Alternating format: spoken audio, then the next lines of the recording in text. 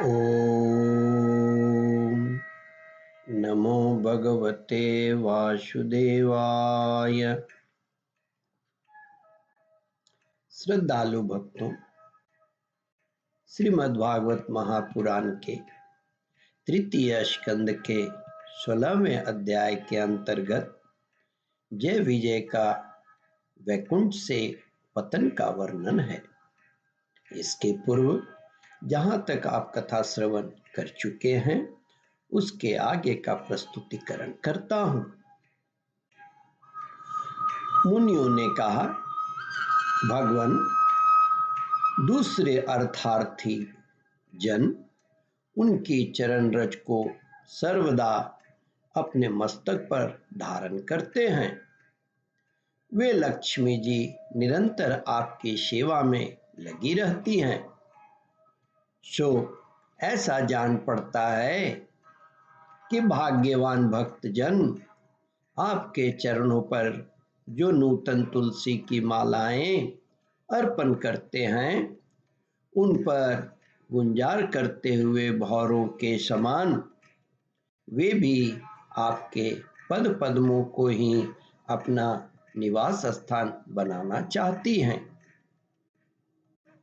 किंतु अपने पवित्र चरणों से निरंतर सेवा में तत्पर रहने वाली उन लक्ष्मी जी का भी आप विशेष आदर नहीं करते। आप तो अपने भक्तों से ही विशेष प्रेम रखते हैं। आप स्वयं ही संपूर्ण भजनीय गुणों के आश्रय हैं। क्या जहां तहां विचरते हुए ब्राह्मणों के चरणों में लगने से पवित्र हुई मार्ग की धूली और श्रीवत्स का चिन्ह आपको पवित्र कर सकता है? क्या इनसे आपकी शोभा बढ़ सकती है? मुनियों ने कहा, भगवान, आप साक्षात धर्म स्वरूप हैं। आप सत्यवादी तीनों गुणों में प्रत्यक्ष रूप से विद्यमान रहते हैं तथा ब्राह्मण और देवताओं के लिए तप, शौच और दया आपने इन तीन चरणों से इस चराचर जगत की रक्षा करते हैं। अब आप अपनी शुद्ध सत्वमयी वरदायिनी मूर्ति से हमारे धर्म विरोधी रजोगुणों तमोगुणों को दूर कर दीजिए। देव, यह ब्राह्मण कुल आपके द्वारा अवश्य रक्षणीय है। यदि साक्षात धर्म रूप होकर भी आप सुमधुर वाणी और पूजनादि के द्वारा इस उत्तम कुल की रक्षा न करें तो आपका निश्चित किया हुआ कल्याण मार्ग ही नष्ट हो जाए, क्योंकि लोग तो श्रेष्ठ पुरुषों के आचरणों का ही प्रमाण रूप से ग्रहण करता है।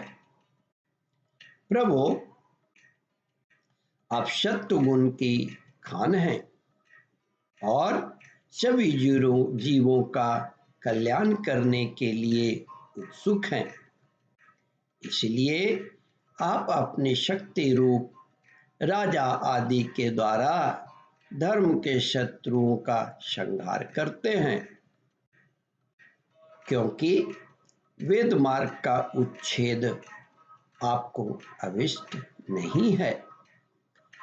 आप त्रिलोकीनाथ और जगत प्रतिपालक होकर भी ब्राह्मणों के प्रति इतने नम्र रहते हैं जिससे आपके तेज की कोई हानि नहीं होती। यह तो आपकी लीला मात्र है।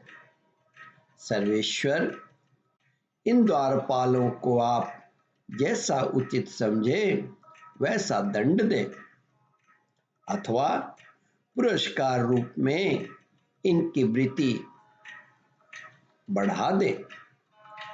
हम निष्कपट भाव से सब प्रकार आपसे सहमत हैं, अथवा हमें आपके इन निरपराध अनुचरों को शाप दिया है, इसके लिए हमें को उचित दंड दे। हमें वह भी सहर्ष स्वीकार है। श्री भगवान ने कहा, मुनिगण, आपने इन्हें जो शाप दिया है, सच जानिए वह मेरी ही प्रेरणा से हुआ है।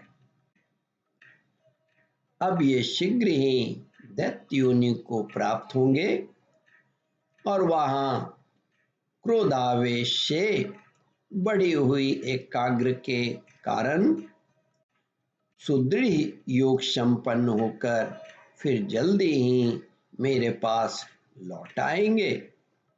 ओम परमात्मने नमः।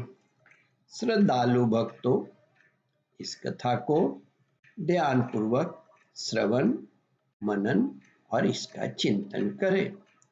इस कथामृत का रसास्वादन अपने बंधु बांधवों को भी करावें। इस वीडियो को शेयर और सब्सक्राइब करें। ओम परमात्मने नमः।